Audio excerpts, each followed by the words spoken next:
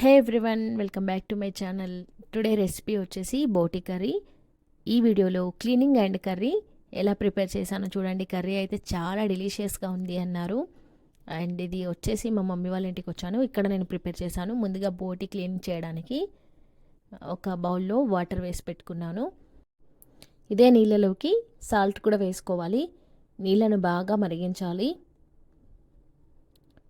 చూడండి, ఈ విధంగా బాగా మరగాలి నీళ్ళు. పొగలు వచ్చిన తర్వాత ఫ్లేమ్ ఆఫ్ చేసుకోవాలి. మంచిగా మరిగిన తర్వాత ఇలా వేడి నీళ్ళల్లోకి ఈ బోటిని వేసుకోవాలి. ఏం లేకున్నా ఒక 20 నిమిషాల పాటు ఈ వేడి నీళ్ళల్లో అలాగే ఉంచాలి. ఇంకా బోటి ఎక్కువ ముదురుగా ఉంటే ఒక హాఫ్ అన్ అవర్ కూడా ఉంచుకోవచ్చు. 20 నిమిషాలు అయిపోయింది. అయినా కూడా వాటర్ కొంచెం వేడిగానే ఉన్నాయి. ఈ విధంగా ఒక బొంతను తీసుకున్నాను. నెక్స్ట్ ఇప్పుడు ఇలా చేయితో కూడా ఇలా చేసుకోవచ్చు, ఈజీగా వచ్చేస్తుంది. బట్ చాలా వేడిగా ఉంది. అయినా కూడా చేయితో నచ్చకపోతే మీరు ఒక నైఫ్ కానీ స్పూన్ కానీ తీసుకొని ఈ విధంగా క్లీన్ చేసుకోవాలి. కొంచెం ఇబ్బందిగా అనిపిస్తే దీన్ని మనం కత్తెరతో కూడా కట్ చేసుకొని క్లీన్ చేసుకోవచ్చు. సో ఈ విధంగా మంచిగా క్లీన్ చేసుకోవాలి అంతా కూడా. అక్కడక్కడ కొంచెం కొంచెం ఉంటే ఈ విధంగా రబ్ చేసుకోవాలి. ఇలా హాట్ వాటర్లో మళ్ళీ డిప్ చేసుకొని సైడ్లోకి తీసేసుకోవాలి. ఇలా హాట్ వాటర్లో డిప్ చేయడం వల్ల పైన ఏమైనా పొట్టు డస్ట్ అలా ఉంటే వెళ్ళిపోతుంది. ఈ విధంగా కట్ చేసుకోవాలి. అప్పుడైతే క్లీన్ చేసుకోవడానికి చాలా ఈజీగా అవుతుంది.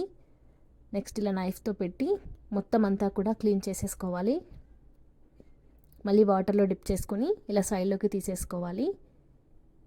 నెక్స్ట్ ఇప్పుడు వీటిని కూడా ప్రేగుల్ని కూడా ఈ విధంగా వేలికి చుట్టుకొని అంతా కూడా క్లీన్ చేసి మళ్ళీ వాటర్ దగ్గర పైప్ ఒకసారి పట్టేస్తే ఈజీగా క్లీన్ అయిపోతుంది. మీరు కావాలంటే పుల్లను గుచ్చి కూడా క్లీన్ చేసుకోవచ్చు.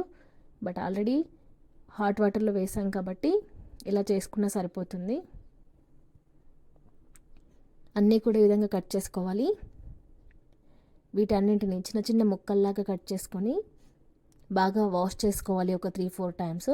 ఇలా అన్నీ కూడా కట్ చేసుకున్నాను.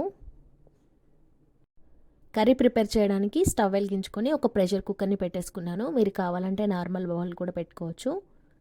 ఇందులోకి 2 పావుల ఆయిల్ వేసుకున్నాను. చిన్న గ్లాస్ ఇది.